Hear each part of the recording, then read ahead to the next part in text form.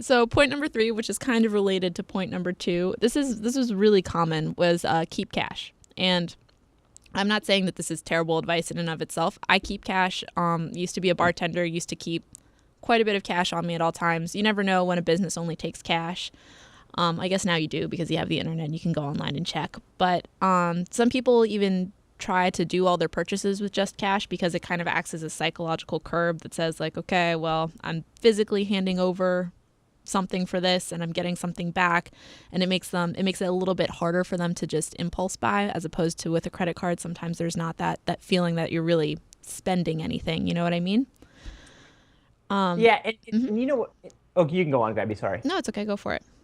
And the thing about cash is that cash has a time and a place. It's what our colleague Morgan Housel called, it gives you optionality, right? If you have a ton of cash and the market tanks, you have the dry powder, if you will, to go out and buy cheap stocks. If you don't have cash, you don't have that.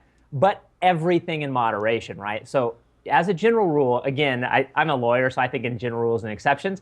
As a general rule, you're going to want to keep cash, but if you're keeping more than whatever you perceive to be necessary to give you peace of mind in terms of a kind of a safety fund, whether that's 6 months or a year, if you're keeping anything more than that, you're losing value, because even though inflation isn't an issue right now, it is still increasing at 0.5% a year or 1% a year. So you're still losing value simply by keeping it in cash. I just want to interject here, and I think that you're misunderstanding me. I mean, yes, you're correct 100% what you just said, but I'm talking about physical stockpiles of cash that you stash underneath your mattress.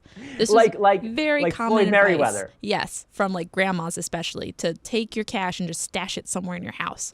So instead of having a savings account, you just have all of that in cash somewhere. So there's a few problems with this, right? So like, one, if you have a lot of money, I mean, where are you going to put it all?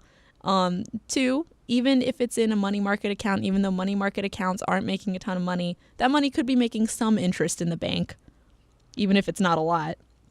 And 3, this is the same issue that you have with gold bullion, which is, what if someone breaks into your house and steals all your cash? Or what if your house burns down? Like, your cash is just gone.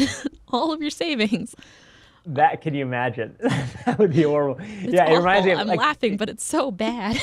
It would be so horrible. Yes, I would say that there is definitely an added element of actually keeping it in paper. Mm-hmm. Mm-hmm. This tends to be one that you hear from kind of older relatives who maybe lived through the Depression. And the bank runs and things like that. But it's not an uncommon sentiment, is what I gathered from asking people in the office.